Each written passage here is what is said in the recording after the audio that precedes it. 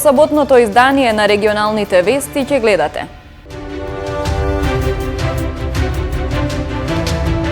Поблаги симптоми на сојот Омикрон. Лекарите апелираат на што побрза вакцинација, иако сојот се уште официјално не е детектиран во земјава.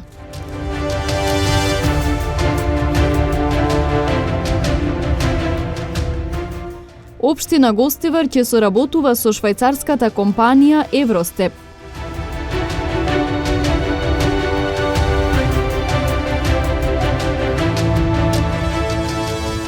Тетовското трио Шербет ќе настапи на фестивал во Крива Паланка.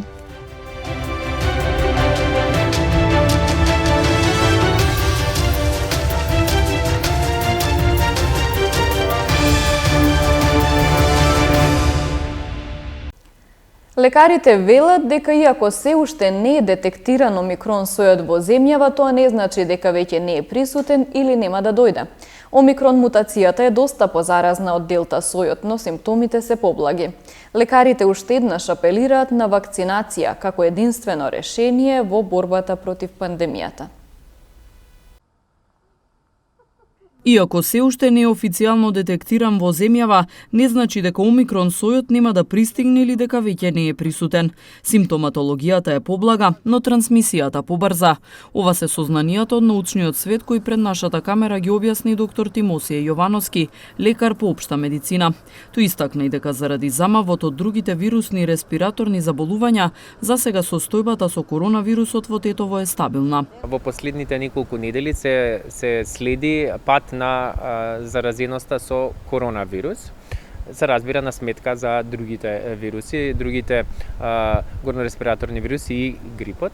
Иако се уште во нашата држава нема официјално детектиран сој на Омикрон како мутација на коронавирусот, тоа не значи дека не е така.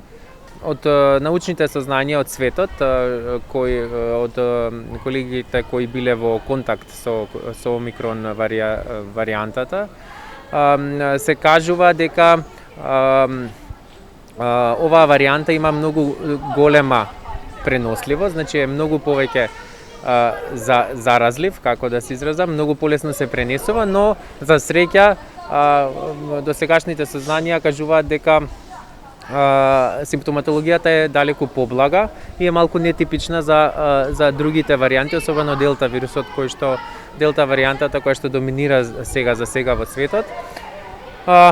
И главно се состои од општи симптоми, отсуствува губеток на мирис и на вкус, има лесност зголемена температура и како една од најтипичните карактеристики на оваа варијанта е големиот замор, кој што не соодветствува со температурата и со симптомите.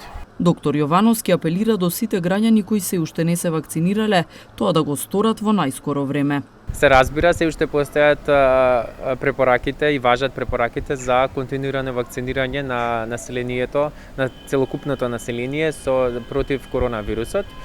Така што упатувам апел до сите граѓани кои што не комплетно ја завршиле вакцинацијата и кои што воопшто не се вакцинирале, тоа да го сторат во најбрз можен рок, затоа што тоа е единствениот начин да се заштитиме од сериозни компликации, од смрт со коронавирусот и во иднина, во перспектива оваа пандемија да замине. Сојот Омикрон брзо се шири низ земјите во светот, а голем број држави веќе воведоа рестриктивни мерки со цел намалување на трансмисијата. Општина Гостивар ќе соработува со швајцарската компанија Евростеп. За таа цел градоначалникот Арбен Таравари, представник на компанијата, потпишаа меморандум за партнерство. Гостивар ќе им даде шанса на домашни и на компании од страна да ги представат своите производи и работа пред потрошувачите и јавноста. Се најавува прв бизнис саем, што ќе се одржи напролет, на кој е предвидено учество на бизниси од различни дејности, од Гостиварско, но и од регионот. Настанот ќе го организираат општина Гостивар и маркетинг и менаџмент агенцијата Евростеп од Скопје. Соработката беше официјализирана со потпишување на меморандум за партнерство.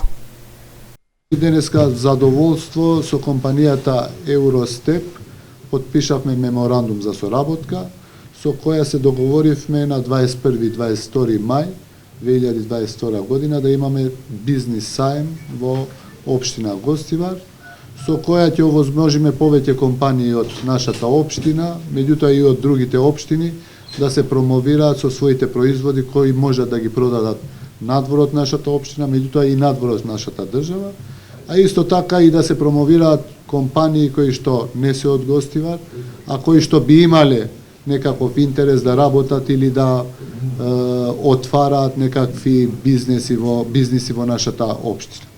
Јас толку имав. За понатамошните детали ќе седнеме со представниците на Евростеп да се договориме за местото на настанот, за агендата и за другите детали. Целта и мотивот за организација се поттикнати од желбата за унапредување и подобрување на бизнис околината и заедницата на ниво на локална самоуправа, беше речено по потпишувањето на меморандумот. Задоволство од воспоставената соработка изразија и од агенцијата партнер. Мени е многу драго да е град Гостивар нама омогучио сарадњу, затоа што ми сматрамо да целата Македонија и нивните компании имат многу велик капацитет, не везано само за македонско тржиште, него тако исто за инострано тржиште.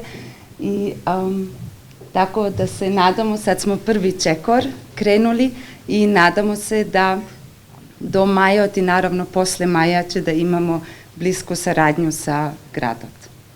Во склоп на најавениот бизнис саем во Гостивар планирани се и настани со културно-уметничка програма. Поради пандемијата, Тетовскиот регион се соочува со зголемена невработеност, информираат од Центарот за вработување Тетово.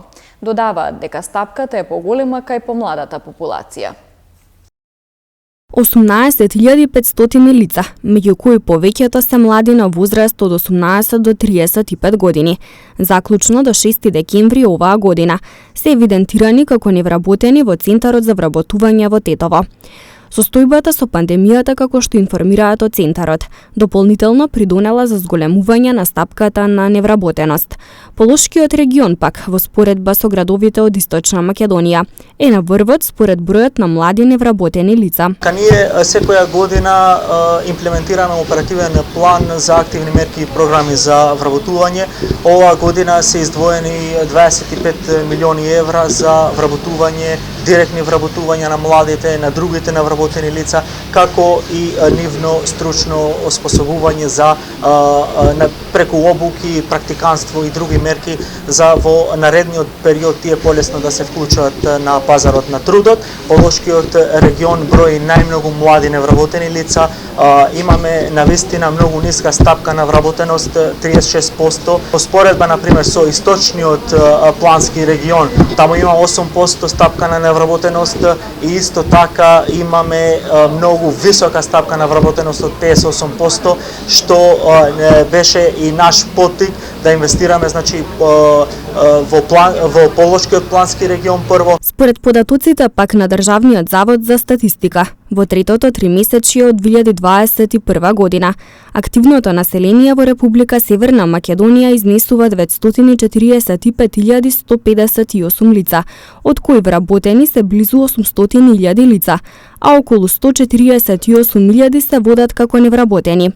Стапката пак на активност во овој период изнесува 56,2, стапката на вработеност 47,4, додека пак стапката на невработеност изнесува 15,7%. 9 нављубеници во квизови од цела држава, вклучувајќи ги и двајца од Тетово, формираа Македонска квиз асоцијација. Идејата за основање на асоцијацијата, како што велат, произлегла од желбата за организирање и учество на квизови, на знаење, кои на македонскиот етер ги има се помалку.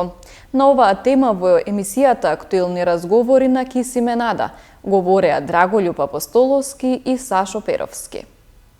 На првата сезона на еден квиз на националната телевизија се собравме неколку надпреварувачи, поточно 9, кои што сме вистински влюбеници и фанатици по квизови, можам да кажам. Си направивме една своја Вибер група и идејата потекла од еден од членовите. Имавме учество на Српска квиз асоцијација и на Хрватска. И еден од учесниците даде предлог зошто и ние да не го направиме исто, по примерот на нашиве соседи. Идејата беше прифатена едногласно, може и Сашо да потврди.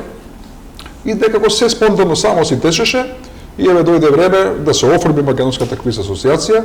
Очекуваме и нејзина правна институционализација во многу брзо време, зголемување на бројот на членовите, и тоа е тоа. Па добро, у суштина сосем спонтано, буквално спонтано почна како една иницијатива. Чисто си разговаравме од 20 секунди квизот на Македонска телевизија што беше, практично таа Вибер група произлезе дружењево на останатите квизаджи, условно кажано, и еден од нив практично предложи да се формира таа квиз асоциација. Формално правно ги завршиме сите постапки што треба, имавме изборно собрание, сега следи само уписот у Централен регистар и официјално да започне со работа квиз асоциацијата, со тоа што иако не е институционално формирана, квиз асоциацијата неформално функционираше колку веќе една година и зедовме учество на 2 или 3 мастерства кои што се едне. Србија Опен, Кроација Опен, интернационалниот, значи се учествувавме како неформално здружение на квизаджи од Македонија. Во Центарот за култура Илјантески смок во Тетово се одржа колективна изложба на фотографии од повеќе автори од регионов. 33 учесници со по 2 фотографии беа дел од синоќешната изложба која беше организирана во Центарот за култура Илјантески смок во Тетово. Отворена беше во 19 часот, а ја посетија љубителите на фотографијата од Тетово и регионот. Насловена како момент со слободна тематика, на изложбата учествуваа фотографи и од други градови од земјава, но и од соседна Албанија и Косово. Оваа изложба се одржува по трет пат тука кај нас во градот. Тоест во Центарот за култура Тетово, и имаме 33 учесници, од кои секој уметник значи има по 2 фотографии. Една фотографија е изложена во самиот каталог, а другата е на самите паноа изложена. Исто така би сакала да кажам дека имаме учесници од Македонија, од повеќе градови во Македонија. Од Косово имаме колеги доста, Албанија имаме за прв пат учесник од Египет, што ми е мило, и од Германија. Се надевам дека следната година исто така ќе продолжи традиционално оваа наша изложба со фотографии. Иначе насловена е Момент. Изложбата како проект е поддржана од Министерството за култура. Триото Шербет од Тетово продолжува со настапи по фестивали. Оваа сабота е резервирана за Крива Паланка. Нивниот настап е дел од фестивалот Есенски музички вибрации, а ќе го започнат со својот репертоар во 20 часот. Триото Шербет вечерва ќе настапува во Центарот за култура во Крива Паланка. Овој настан е дел од фестивалот Есенски музички вибрации, кој што го организира тамошната општина. На овој фестивал ќе настапиме со околу 20 композиции. На репертоарот ќе бидат застапени македонски евергрин композиции, како и XU, оние кои се во истиот стил како и македонските песни кои што луѓето се навикнати ние да ги изведуваме. Значи, како што кажав, концертот вечерва започнува во 20 часот во Центарот за култура во Крива Паланка и ќе бидат запазени сите мерки и протоколи за заштита против COVID-19. Утринава најголема снежна покривка има на Попова шапка 85 см, но и 26 см на Маврово и Лазарополе. Врнежи од снег има во Полошката котлина во последните неколку часа и тие се менуваат со интензитет, а температурата во последните часови е околу нулата. До крајот на денот ќе има повремени врнежи, тие ќе бидат од снег во Полошкиот регион, а само понекаде краткотрајно ако заврнува слаб дожд, а потоа веќе преку ноќта ќе престанат врнежите. Денеска преку денот ќе дува јужен ветер, а овој ветер преку ноќта ќе помине во северен. И тој ќе има и слаб до умерен интензитет и во текот на ноќта. Во текот на утрешниот ден ќе преовладува предпладне ќе има слаб локален дожд, во Пелагонискиот регион повремено снег па ќе се изменува со краткотраен дожд. Температурите во интервал низ републиката од -1 во Тетово па се до +5 степени во Гевгелија. Тоа е наутро, а преку денот температурата во Полошката котлина повторно нема многу да се покачи, но ќе достигне до 2 степени, а сепак врнежите ќе бидат со многу послаб интензитет од денешниот. Во деновите потоа, во понеделник, иако ќе имаме и засилен северен ветер, сепак услови за краткотраен снег претежно од попладневните часови и преку ноќта. И во деновите од вторник понатаму се уште ќе биде со повремено засилен северен ветер, наутро студено, а дневните температури во Полошкиот регион само неколку степени над нулата.